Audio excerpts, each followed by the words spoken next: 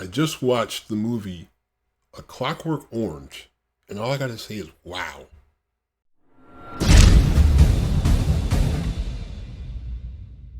What's up, YouTube? It's your boy JP's on the keys, and it's 2 Easy Button video today. And I'm just doing some movie reviews, man. I figured I'd do some movie reviews, step out of my comfort zone a little bit more. Today's movie, A Clockwork Orange. This is a film by Stanley Kubrick. Came out in 1971. If you know Stanley Kubrick, you know his works like Eyes Wide Shut, The Shining, Full Metal Jacket, 2001, A Space Odyssey. Some really legendary movies, if we're being honest. So definitely someone who definitely made his mark in the filmmaking industry. All I want to say is I'm not going to put a whole bunch of footage in these reviews because you know the YouTube copyright police will be immediately after me. So I put like a little bit, I might put a few clips, maybe some still images, nothing too crazy. But let's get into this review. Our movie starts with a couple of guys, a group of guys, 4 guys. Peter, Alex, Dim, and Georgie. And you see they're drinking milk, but the milk is laced with drugs.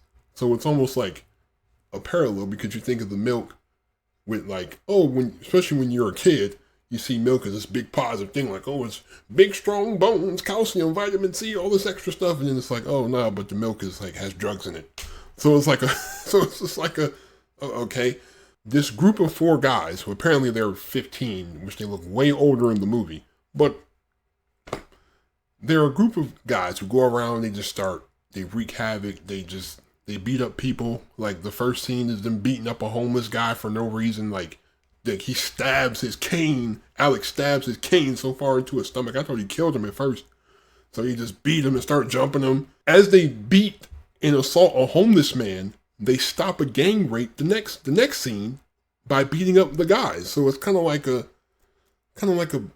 paradox, like an oxymoron. Like they're good but they're bad in the same way. I don't know. Like they're kind of good. I don't know. After they get away, they go out, they take the car and they go out for a ride in the countryside where they start singing a whole bunch of karaoke songs. Then they stumble upon the house. And the house is of an author and his wife, and they use the typical trope. Oh, they knock on the door.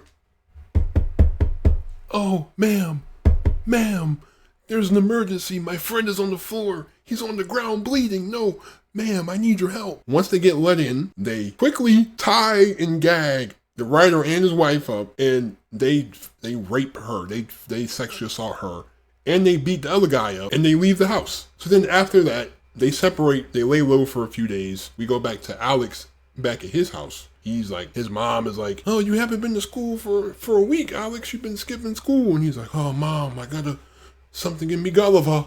Mom. It's a fever, mom. I'm feeling sick. His mom leaves him alone. So while they're gone, his probation officer magically comes by, Mr. Deltoid. Yeah, Mr. freaking Deltoid. If you know anatomy, you'll get that joke if you know anatomy. But Mr. Deltoid, he's his probation officer, and he's like, hey, we got some reports of some guys getting beat up, and some guys that look like you were named as the culprits. And Alex is like, oh no, sir, I would never do anything, sir. No, never me. Not me, I would never. And then when they sit down on the bed, they do this really weird perverted scene where they lay back and then Deltoid just like fits his penis. I don't know what he's doing.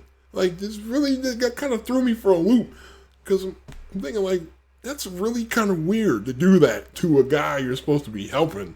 But I guess, I don't know. But it seems that even though Alex is a guy who's a violent guy, he seems to enjoy music a lot, especially classical music. Beethoven's Ninth Symphony was his favorite song. After this meeting with the probation officer, they finally regroup, and Alex, of course, he's the leader of the group, but the other members of the group are trying to sort of undercut him. Not really undercut him, but they found a scheme to steal from a house, and Alex wants in. And they're not telling them, and it's, oh, you feel like you're bigger than me. So then Alex just goes along with it. event for a little bit. And then once they go out, he betrays them, like he smacks him with the cane and then throws Georgie and them in the river.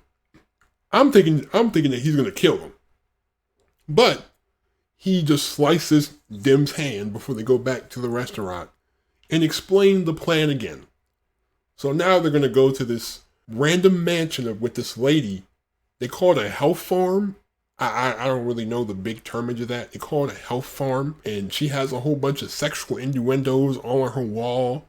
Like, she got a whole bunch. She's like the cat lady. You know, like the peace-loving cat lady person. So they plan to sneak into her house. So they use the same trope that they used with the writer and his wife. But she's a smart lady, so it doesn't work. She's like, oh, no, it doesn't matter. No. They're like, oh, ma'am, please, my friend's on the road bleeding to death. Ma'am, please. So she's like, no. He's like, oh, well, I understand you don't want to. There's a lot of scoundrels out at night. There's a lot of people out at night that would do some really wild things to you. So then they walk around the house and leave. But the lady, being ever suspicious, still calls the police. So after she gets off the phone with the police, here comes Alex barging into the door. And this is one of the funniest. That statue on the table of the... He starts playing with the statue. And she's like, no, leave it alone. You leave that statue alone now. And he starts playing with it and it just starts like making weird, like, it gets really wild. Like, this movie is just really a lot of sexual innuendos. I'm not gonna lie to you. So by the time that exchange gets over with, he's now grabbed the statue of the penis and is like waving it around, playing with her, while she's grabbed some head and like is trying to hit him with it, and he's ducking and dodging and ducking and dodging. So she knocks him down. Then he overpowers her and then smacks her in the head with the statue and knocks her out. So then by the time they leave, he's going to get the rest of his guys because he's the only one that went in to the house. But then one of the guys, I think it was Dem, he breaks a bottle of milk over his face and blinds him. So now he's on the ground. I'm blind. And the police get him.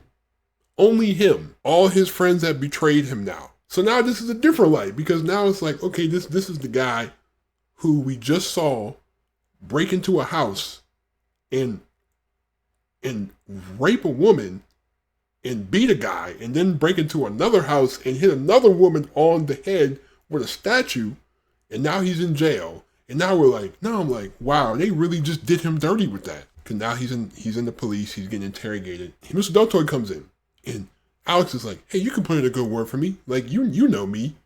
And then Deltoy just spits in his face. I saw that. I'm like, ooh, that's cold. That's super cold. That's cold.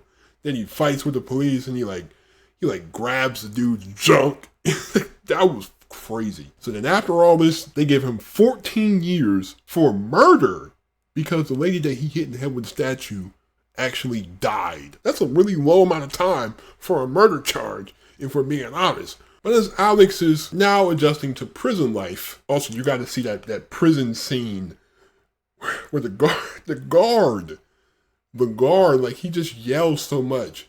He's like, you sir, you see that white line on the floor?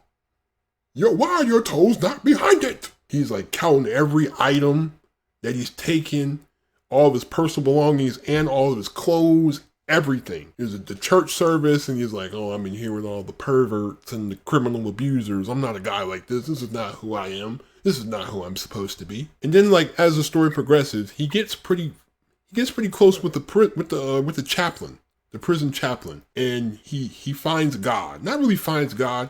He gets kind of involved in the Bible, but he's not really looking for like what you would normally read the Bible for, not for like positivity and for trying to better yourself as a person. It's more like, hey, these guys are killing each other and having sex with their wives after they kill the guys. That's what I like.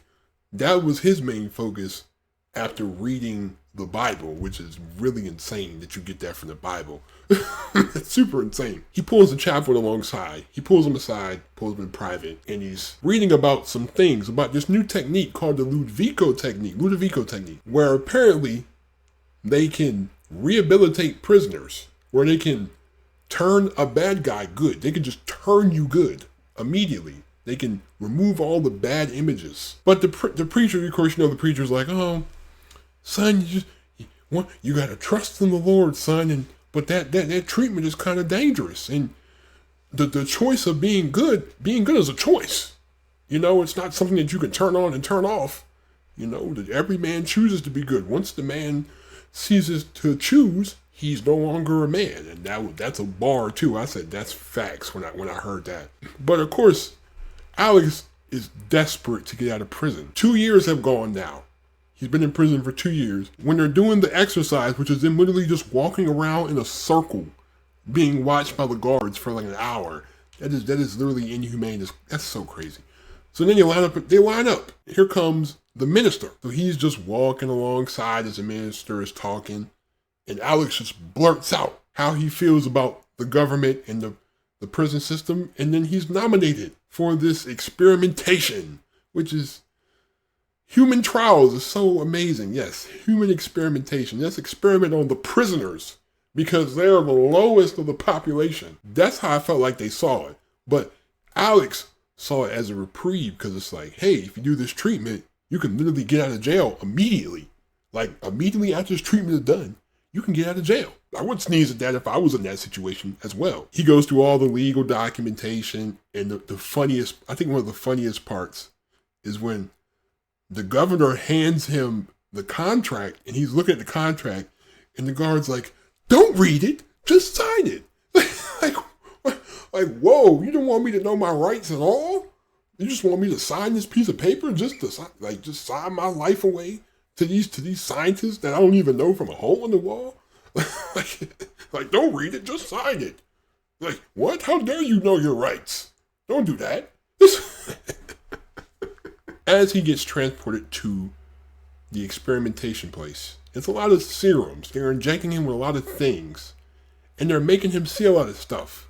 Because their philosophy is, if we associate bad images with sickness, we can somehow rewire the brain to want to avoid being bad. They got his eyes stuck open like this, and they got him strained up in a straitjacket, and he's watching all these films of people getting beat up, women getting gang raped. And then they start showing Nazi imagery with Ludwig Beethoven's Ninth Symphony in the background. And this is the final straw for him because, as I mentioned before, this is his favorite song. Now that you're associating that with, Nazi atrocities, that's already a terrible image in his mind. As he's crying and begging for the treatment to stop, they're like, no, it's for your own good. It's for your own good. It's what you're supposed to get. It's for your own good. After all this treatment is done, now he's in front of some type of audience to demonstrate whether the treatment really has been effective. They put him on a stage while some guy comes out. He starts spewing a whole bunch of stuff like, oh, your breath stinks. Oh, you stink. You smell like you haven't taken a shower. Then he smacks him. Then he kicks him. And this part made me feel really bad for Alex. Like, it made you feel so bad for him that you almost forget that he was a prisoner. You almost forget that he killed a woman. Like, the way that the film made you feel so bad for him with this treatment, that's a good thing. I like that. But the part that really kind of killed me the worst was when he put his foot on his face and like, I want you to lick my boo. Multiple times. Even after he licked the boo, here comes this topless lady with her boobs all out, and he's just sitting there. And as he's going to grab the boobs, the feeling in his body just magically comes over him, and he just gets sick. He's just like, I feel so sick. And it's like the treatment is working. Like his brain is rewired to where any negative emotions, anything that is negative, automatically triggers a sickness. Anything that triggers him to be violent is going to make him sick. And the treatment works. Then after the treatment, you got the preacher on the one hand, like, well, what about moral choice? Like, you're not giving these guys really a choice. You're just forcing them to do this. But the minister's like, that doesn't matter. We're only worried about stopping crime and keeping the streets safe. It doesn't matter how these people feel at the end of the treatment. It doesn't matter. So once he gets home from prison, the home life has changed pretty differently. There's a new lodger in the house. His name is Joe. And his mom and dad are just like, it seemed like they've forgotten a lot about him. At this point, like, they've almost distanced themselves from Alex in a way. It's kind of heart-wrenching to see how he's almost getting rejected by everyone after he's got out of prison. He's undergone all this inhumane treatment, if we're being all the way honest. And Joe is just trying to hark on his past like, look at what you made your parents go through, all this stuff. Look at what your mom and dad have gone through. You're nothing but a murderer. You've made other people suffer. You should suffer forever. He basically gets kicked out of his house. And then, in a wild circumstance, he meets the same homeless guy that he beat up in the beginning of the movie. He takes him to a gang of his homeless buddies, and they all jump him, but he gets saved by 2 police officers. And the even crazier part is the 2 police officers are Dim and Pete. Like, how they became police officers, who knows? Who freaking knows how they became police officers? After these guys get him, they kidnap him basically and bring him into the woods and almost drown him while hitting him with the nightstick. And I'm just like, yo, you guys are sick. After this police brutality beating by the police officers that used to be his friends and his partners in crime, which is just like a super huge paradox, he stumbles upon the same house in the beginning where he raped the woman and beat the dude up. But now the dude has some guy named Julian who was walking around in some swim trunks and I don't know what type of situation they had going on. He comes in, he's all disheveled, and the guy's in a wheelchair, like he's crippled from this. While Alex is in the shower, the guy is calling more people to supposedly help him in a way. Supposedly. And these guys come, this woman, they come and they interview him, and they want to interview him about what happened in prison. At this point, I'm thinking like the author, I thought he was going to write a book about it or something. That he might have used his experience to maybe write a book or spread a message about prison reform or something. While he's being interviewed, the guy in the wheelchair is constantly trying to get him to drink this wine. And I'm thinking like, there's got to be something wrong with the wine if you're constantly trying to make him drink it. He drank a glass and he's like, oh, have another one. Have another one. And then he just like, as they're interviewing him, then he just like, boom. I knew it. They drugged the wine. I knew it. So then when he wakes up, he's locked in a room while they're playing Beethoven's Ninth Symphony, the same song that now he has an aversion to because of this treatment. That used to be his favorite song, but now he can't even listen to it anymore because he's associating it with those bad thoughts because they kept playing it during the experiment. They're playing it through loudspeakers in the room below. Alex literally jumps out of the window trying to commit suicide. He doesn't die, which is crazy. The wild part is the doctor and nurse are like having sex in the room, like as he gets conscious. It's so hilarious. And like everyone's like, oh, I thought you died. And it's just like a big thing now. When he first got treatment, the papers were like, oh, we've rehabbed this murderer. This murderer has been reformed. He used to kill people, now he's a good guy. And now it's like, this guy tried to kill himself as a result of your treatment. So, that's not good. That's really not good. Here comes his parents all of a sudden. Now his parents are like, oh, we heard what happened to you. Alex, rightfully so, is like, well, who really invited you guys? Who said that you were even invited anyway? Like, you guys kicked me out of my own house. And you're going to come out, oh, I'm glad you're okay, son. I would have said the same thing to them. Like, y'all can kick rocks. All y'all can kick rocks. Y'all can kick rocks for all I care. Afterwards, here comes the minister. After all this, now he's trying to save face. Now he's like, oh, let's be buddy-buddy now so you don't probably sue me for what I did to you. He was like, oh, I'm so sorry. We were misled. We were misled by God. Man, no, you weren't. If Alex didn't do what he did, you would have been saying the treatment was amazing. But now you had the press in here and everything. I just felt like it was really fake. I don't know what that ending scene was. Don't ask me what the ending scene was. I don't know what that was. I don't know. Don't ask me. I really don't know. It was crazy. But after I watched the movie, I was just really in really deep thought, because that was a really thought-provoking movie.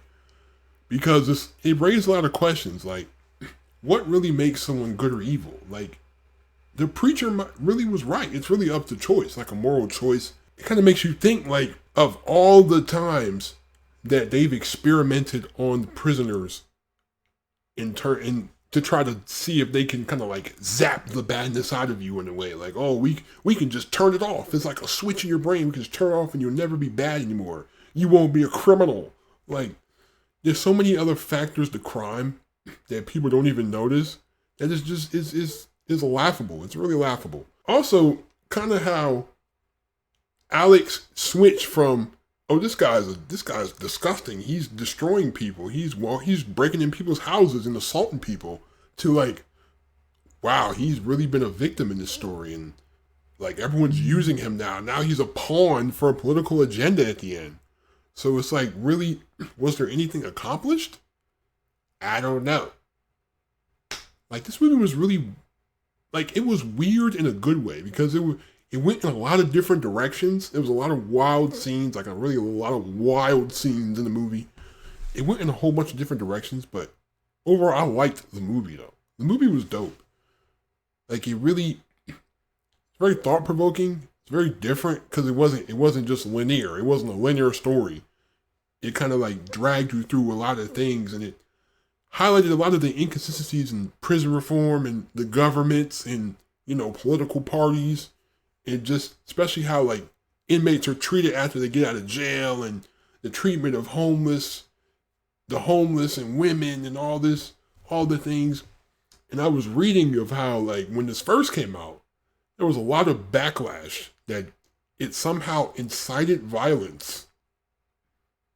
I mean, that's not the point I don't think that was the point of the movie. The point of the movie wasn't to highlight the violence. It was to see how, I think it was to see how these experiments changed him, and now how like the prisoners are being used to advance political agendas and to get people in office, and to, just for reasons, just political gain, really. That's really what it is.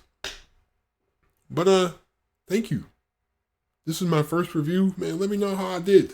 Leave a like if you enjoyed. Hope this wasn't too long. Hit that subscribe button if you're new to the channel. Hit that like button if you enjoyed this. Thank you so much for the support. I'm out. Peace.